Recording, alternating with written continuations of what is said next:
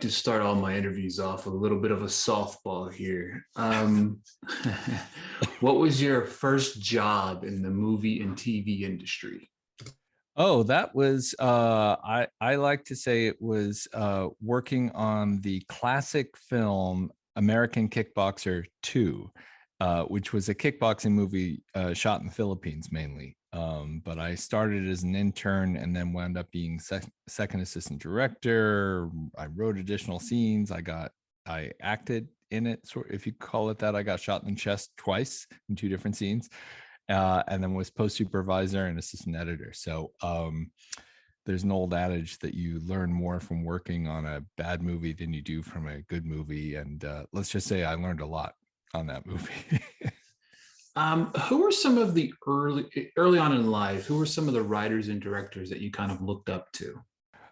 Well, it's funny. It was I literally had a poster of MASH, Robert Altman's classic film, above my desk when I was writing the script to Omaha the Movie, my first film. And then when I went out to Omaha to find a local producer, they said the film commission said, "Oh, there's this guy Dana out here who does construction during the day, but he produces commercials and he wants to get into features. And by the way, his grandfather's Robert Altman." And I said, "Well, he's hired." So so that was pretty amazing to have a hero, whatever, some filmmaker that I really looked up to, and then getting to know him, and getting great advice from him, and he kind of mentored us on that first film. And to this day I still use some of his techniques for miking actors individually and that kind of thing. Harold Ramis was another one who I admired, and also was very generous with his time and gave me great advice. He said, rule number one, hire Bill Murray. Rule number two, turn on camera. It's like, okay, that's great advice from Harold Ramis. So anyway, so I was lucky to get to know a few of these folks, before they moved on.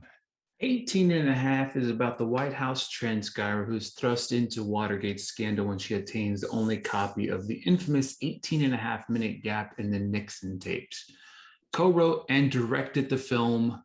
What made you want to bring this to life? I'd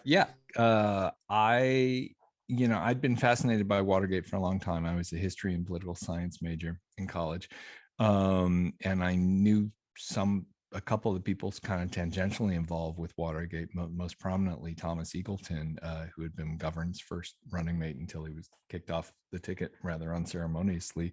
He was one of my professors and mentors in college. But then I worked in Washington for a couple of years. I was a speechwriter for Tom Harkin, who's senator from Iowa, who was part of the 1974 Watergate class of Democrats that got elected to the House.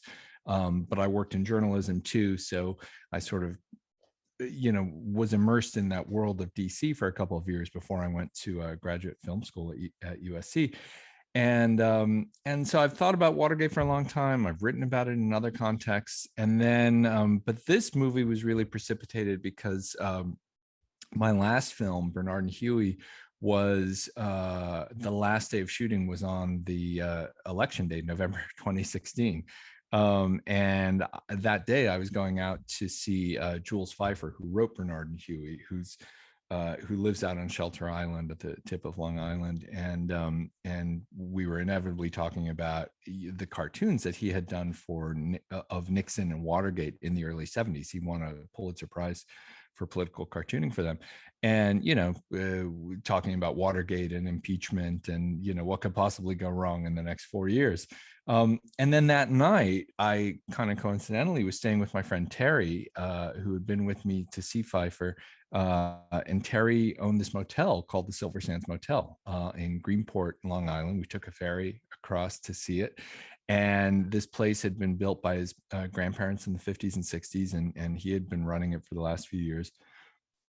And he kept it preserved, as a vintage place. And so it's a working motel in the summer, but he would use it as a location shoot for mainly high-end fashion photography. High-end models would come out there for Vogue and Harper's and that sort of thing, but no one had ever shot a feature. And he said, "Hey, if you come up with something, we're closed in the winter, everyone on the cast and crew can stay out here."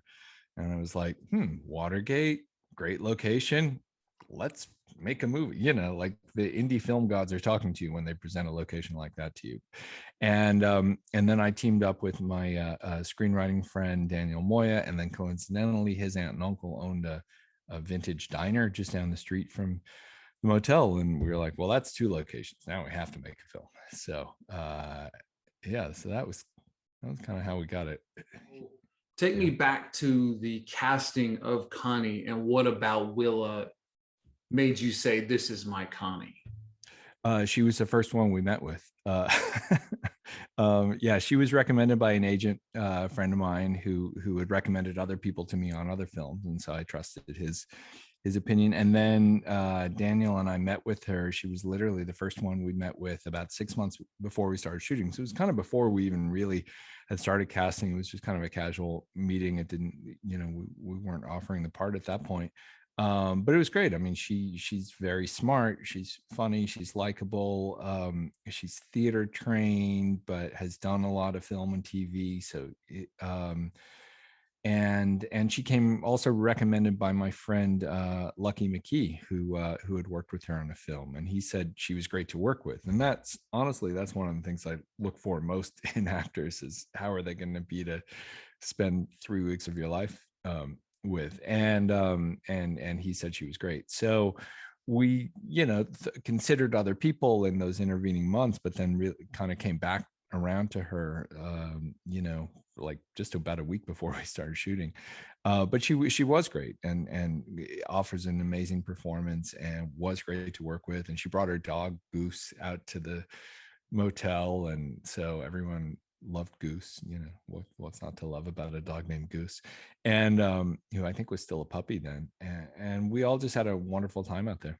Yeah, I think that's one of the things that I also found fascinating about what you did with this film, right? You know what I mean? There's the story's been told so many different times, whether it's documentaries, whether it's movies, but this is kind of told from that perspective, from this particular person, this couple, that Connie and Paul couple there. You had a lot of mystery kind of intertwining in between all of this. Just take me behind kind of building that mystery throughout the film, kind of, because as an audience viewer, it was like, for me, it's like, man, I have no clue what's happening or gonna happen, you know what I mean? But I'm on the edge of my seat, you know what I'm saying? So kind of take me behind that.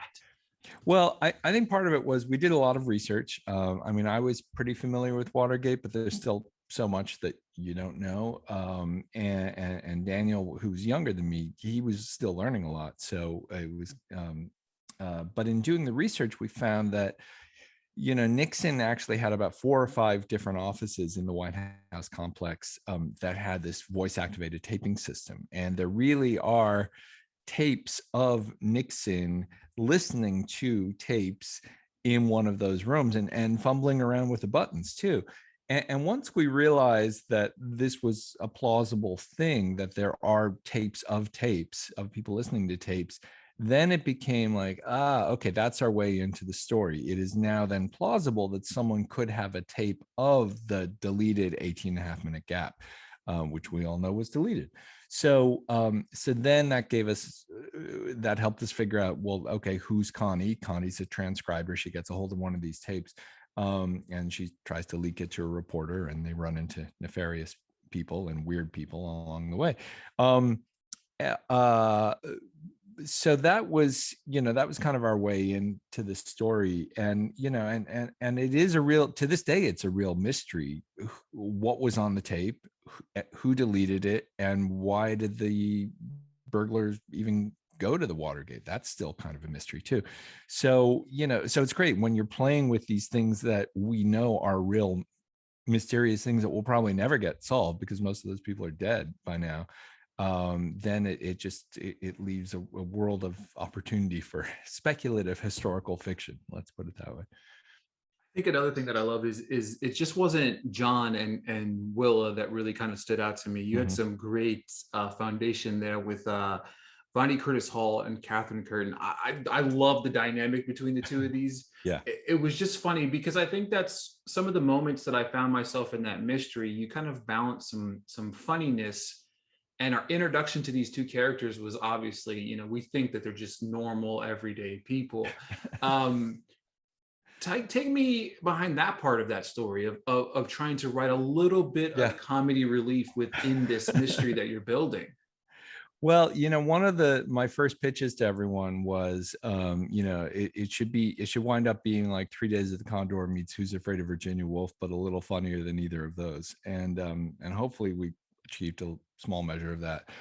So yeah, so this dynamic with this older couple was kind of always, pretty much baked in, that there would be something weird going on with them. Part of it was also I wanted to explore generationally what was going on in 1974, which is kind of a very unique and specific year because it's kind of before what we think of as the 70s. It's a couple of years before disco. But the Vietnam War was just winding down. The hippie generation was turning into cults and other weird things. And the World War II generation was still middle-aged at that point, and only 20 or 30 years away from World War II. So how did that reflect on them and their attitudes and feelings and musical choices? And we lean into the bossa nova with that. And so part of it was exploring kind of these clashes of different cultures and and what this older couple would bring and contrast with this younger couple at that time. And then we just had this amazing cast that really brought them to life with Vonda Curtis Hall and Kathy Curtin. And both of them were just cast about 36 hours before we started shooting. So we had some other people that dropped out and, for whatever reasons, but so they came into it super fresh and we had no time to rehearse, and I remember talking to Vondi and he said it was great because the other two actors, Willa and John Magaro, they had no idea what was going to come out of their mouths, and Willa has said this too. She's like, yeah, that it was truly their real reactions some of the times, because it was the first time they were seeing how kind of weird and outrageous Vondi and Kathy were, and yet Vondi and Kathy had this amazing chemistry between the two of them too.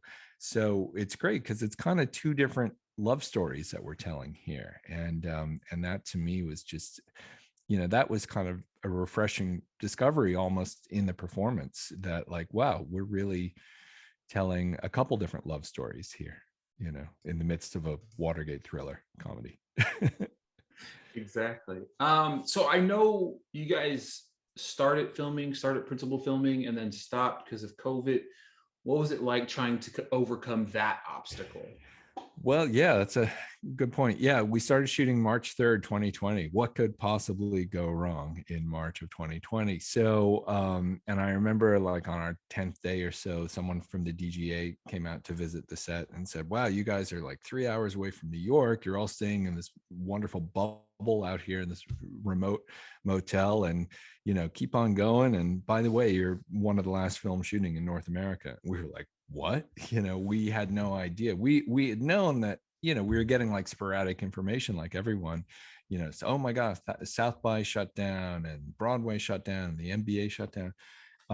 But we didn't realize that like every film around the country was shutting down.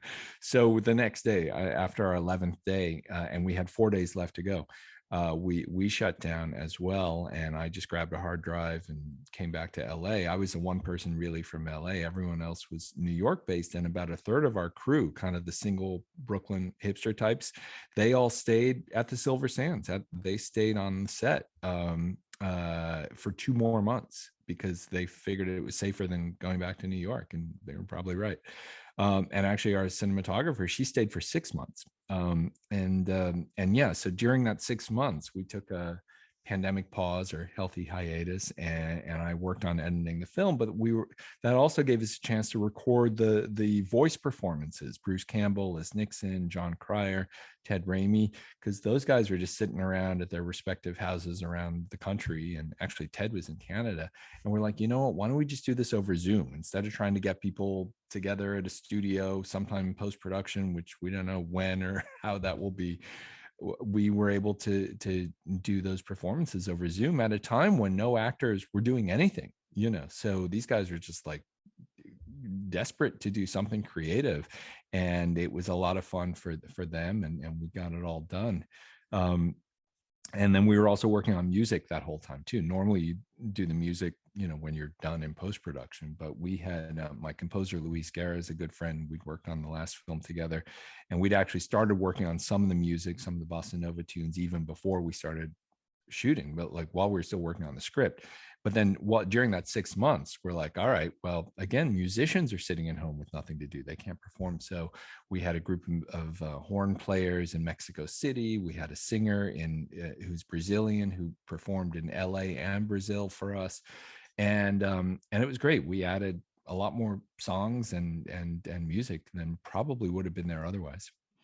Yeah, it's just kind of fascinating how, I mean, you obviously could have taken this time just to pause and just kind of reflect, but it's nice to, it is, because I've talked to a lot of different actors over the last year. It's been like, some of these Zoom jobs that have come up, Zoom movies even per se, Yeah. kind of really open the door for, to stay creative in that time, which, I obviously kind of probably helped you along the way as well, being able to stay creative in that time Yeah. where we're kind of put in a box. Yeah, exactly. I mean, I was editing every day, but also I developed a good sourdough starter. So I was baking sourdough every day, and then smuggled that sourdough back into New York in September 2020 for those last 4 days, because I had to quarantine for 2 weeks at a cabin on the property, just like the characters do. And so I wound up baking sourdough for the cast and crew every day, which that seemed to work. Might have to get that recipe. Yeah. Yeah, All it was, right, it was so cinnamon rolls, sourdough cinnamon rolls. They love them. oh man, that actually sounds. I'm hungry now. All Yeah. right, so my last question for you is: throughout the making of this entire project, the start, the stop, the filming, the editing, and stuff like that, what's something you learned about yourself throughout the project? That I could bake sourdough. I'd never done that before. So, I mean, I'd done other baking, but not, I wasn't a big bread guy. So, yeah, and you can survive without yeast. But yeah, no, I think the big lesson for me, or which was reassuring, was that like I didn't panic when we had to shut down. We shut down, and fortunately and unfortunately, I have enough of a history making these indie films, and I've had some things. I had one film years ago that shut down with 5 days left to go, and to this day I've never made it, but I've had but I've had other experiences where major catastrophes have happened. The film got stuck in the lab, and we had to reshoot an ending to my first film, and that worked out okay in the end, and actually in some ways better. So having that kind of you know history behind me, I think, helped in saying, okay, let's not panic, let's just shut down, because we need to shut down, and we will be back one way or another whenever it is safe, and we are able to do it. And as opposed to everyone else on the cast and crew who had never, everyone was devastated. I mean, we all were, but I was like, it's okay, we're going to get through this one way or another, and we'll just be patient with it. And we were patient in post-production too. We didn't rush post-production, because we were like, well, there's no, festivals are all virtual for that first year. Theaters are all dark. It's like there's no real rush to finish this thing. And then we came out strong once festivals were live again. We started playing at I call them the trough festivals, because they were in the fall, and the trough between the Delta and Omicron spikes. And there was like 2.5 months where there were live festivals, and then in the spring again between the Omicron spike and World War III, or monkeypox, whatever it is next, and then now we're playing at we're going to play at theaters, while theaters are hopefully still open starting next week.